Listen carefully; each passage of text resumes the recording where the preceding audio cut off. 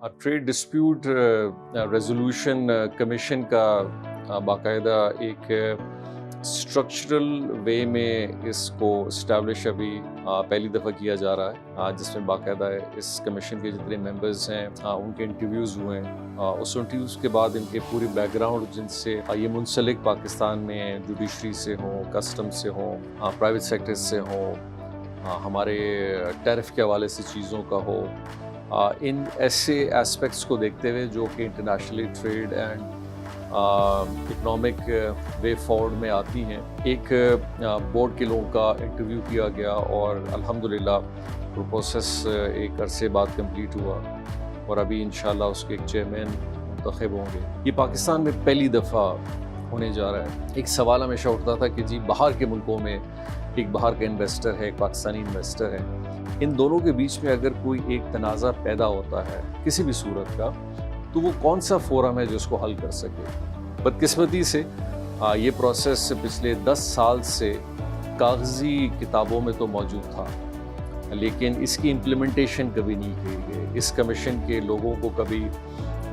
Recruit नहीं किया गया और इसका स्ट्रक्चरल फॉर्मेशन नहीं बनाया गया, इसका दफ्तर नहीं बनाया गया, इसका कोई बजट नहीं रखा गया, इसका कुछ भी नहीं रखा गया। तो बड़े अरसे बाद इसको हमने देखा, इसको रिवाइव किया और इसका जो बेसिक कोर पहला स्टेप था कि कमीशन खुद कायम हो, इसके मेंबर आएँ और फिर हम साथ साथ इनको ये सारी फैसिलिटेशन, ताकि ये एक ऐसी बॉडी है जिसके पास इख्तियार भी अपना बहुत ज़्यादा है, जो अपने इख्तियारात को इस्तेमाल करते हुए बहुत सारी चीज़ों को हल भी कर सकता है। तो मेरे ख़्याल से हमारे जो जितने भी ट्रेड ऑफिसर्स हैं जो बाहर पाकिस्तानी हैं, बाहर की कंपनीज़ हैं, जो एक बाहर की कंपनी और पाकिस्तानी कंपनी के बीच में जो भी ऐसा एक डिस्प्यूट राइज होगा, ये फ़ौरन ये कमीशन उसको देखेगी, उसको एग्ज़ामिन करेगी, दोनों पॉइंट ऑफ व्यू उसको सुनेगी और अपना एक आगे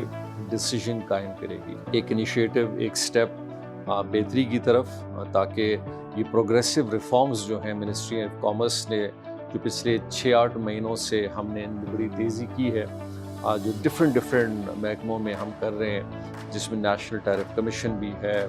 ट्रेड डिस्प्यूट कमीशन का है, DGTO का है, TDAP में हुआ है, EDF में है, ई कॉमर्स में है, PDAT में है, नेशनल कंप्लाइंस काउंसिल का है, हेड ऑफ रिसर्च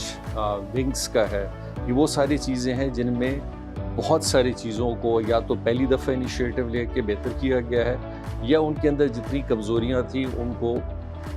ठीक किया गया है और उनके स्ट्रक्चर्स को स्ट्रेंथन किया गया है। तो मैं इंशाल्लाह समझूंगा कि ये हमारे एक्सपोर्टर्स और जो बिज़नेस कम्युनिटी के लोग हैं उनके लिए एक बहुत अच्छा प्लेटफॉर्म बनेगा जो उनको फैसिलिटेट करेगा यहाँ भी और बाहर भी। बिस्मिल्लाहिर्रहमानिर्रहीम। ट्रेड डिस्प्यूट रेजोल्यूशन कमीशन को फाल किया जा रहा है और उसके जितने भी मेंबर्स जो थे उनको अपॉइंट करके मुकम्मल कर दिया गया है। और ये जो इदारा है इसका मकसद जो है ट्रेड फैसिलिटेशन है कि जितने भी पाकिस्तान के अंदर इंपोर्ट या एक्सपोर्ट रिलेटेड जो फॉरेन ट्रेड से रिलेटेड आपकी इनफ्लो और आउटफ्लो है ट्रेड के हवाले से, और किसी भी इंटरप्राइज़ का डिस्प्यूट, दो इंटरप्राइजेस का डिस्प्यूट अराइज कर दे, तो ये वो फोरम है जो पहला पॉइंट है जहां वो डिस्प्यूट रेजोल्यूशन के लिए जाएंगे। इससे ना सिर्फ पाकिस्तान से जो बाइंग करते हैं उनका एतमाद पाकिस्तान के जो इंफ्रास्ट्रक्चर है, जो एक्सपोर्ट और इंपोर्ट फ्रेमवर्क को देखता है उसको मुस्बत करेगा, उसका एतमाद बहाल करेगा। बल्कि जो जगह जगह जाते थे एक्सपोर्टर्स इंपोर्टर्स, जब कोई डिस्प्यूट अराइज हो जाता था तो उनके लिए अब ये फोरम मौजूद है जिसको बिल्कुल जिद्दत के ऊपर बनाया जा रहा है और डिजिटाइज़ किया जाएगा कि उनके जो हेयरिंग्स हैं वो भी ऑनलाइन हो और डिजिटल तरीके से ये जो है इदारा चले। तो मैं समझता हूँ कि ये प्राइम मिनिस्टर शहबाज शरीफ और कॉमर्स मिनिस्ट्री और जाम कमाल साहब का बहुत बड़ा इनिशिएटिव है जो पाकिस्तान की एक्सपोर्ट्स को बेहतर करेगा और जो जितने भी इसके स्टेक होल्डर्स हैं उनका एक्सपोर्ट्स बढ़ाने में, इंपोर्ट्स करने में जो एतमाद है वो इससे बढ़ेगा और चीज़ें बेहतरी की तरफ आगे बढ़ेंगी। Bismillahirrahmanirrahim. With the establishment of Trade Dispute Resolution Commission, I think ये पाकिस्तान के लिए और जो ग्लोबल ٹریڈ کی جو ہمارے پاس لینڈسکیپ ہے اس میں ایک کمرشل گیٹ وے ہے, سکسیس اسٹوری ہے. انٹرنیشنل لاء میں اور ایڈجوڈیکیشن کی دنیا میں نیشنز ہیں, انڈیویجولز ہیں, کارپوریٹ سیکٹر ہیں, ایک بہت بڑا ایشو رہتا تھا کہ وٹ فار اس. تو اس سلسلے میں دنیا بہت تیزی سے آربیٹریشن سے میڈیشن کی طرف موو ہوئی اور کنسیلیشن کی طرف. اور جو ریسنٹ ڈیولپمنٹس ہیں جس میں گورنمنٹ آف پاکستان نے سنگاپور کنونشن کو سائن کیا, ابھی جو گلوبل ساؤتھ میں 33 کنٹریز جس میں پاکستان بھی ایک ہے, انٹرنیشنل آرگنائزیشن آف میڈیشن کو بھی وہ سائن کیا ہے. تو اس سارے ایک گلوبل لینڈسکیپ کے اندر یہ ایک بہت بڑی ڈیولپمنٹ ہے کہ پاکستان نے وہاں آلریڈی ہی ایک sister organisation trade dispute resolution commission کے ٹائٹل کے ساتھ وہ اسٹیبلش کر لی اور وہ لیڈ کر رہا ہے خطے کے اندر ہے. اس کے اندر جتنے بھی معاملہ جات ہیں, کوئی بھی ڈسپیوٹس ہیں جس میں ای کامرس کے بھی ایشوز شامل ہے جو کہ امپورٹ اور ایکسپورٹ کے ساتھ وہ جڑے ہوئے ہیں, وہ ایک لمیٹڈ ٹائم فریم کے اندر اور ود ایک امیکیبل انوائرمنٹ کے اندر سیٹل ڈاؤن کیے جائیں گے. اور اس کی اسٹریٹجک امپورٹنس ہم یوں دیکھ سکتے ہیں کہ ملیشیا کے اور سنگاپور اور لائک وائز انڈونیشیا میں جہاں پہ اس طرح کے ڈیڈیکیٹڈ انسٹیٹیوشنز ہیں وہاں پہ FDIs ہیں اپ ٹو 30% اینولی بوسٹ کر گئی ہیں. تو یہ ایک انتہائی احسن اقدام ہے حکومت کا, اور یہ وین ہے جو کامرس منسٹر ہے جام کمال خان صاحب, اور اس کا کریڈٹ ان کو جاتا ہے, اور اس کے ساتھ پرائم منسٹر شہباز شریف کہ انہوں نے خطے کے اندر اور پاکستان کے اندر جو بڑھتی ہوئی FDIs ہیں اور جو ٹریڈ سے ریلیٹڈ ایکسپیکٹیشنز ہیں اور جو ریسنٹ ڈیولپمنٹ US اور باقی ہمارے بردرن کنٹریز کے ساتھ ہوئی ہیں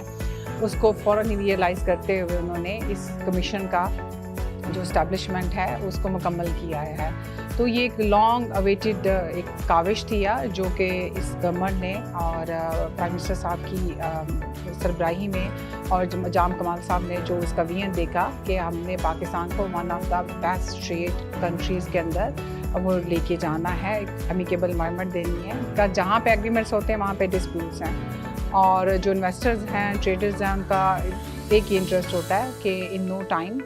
وہ اس کا امیڈیٹ سلوشن ہو.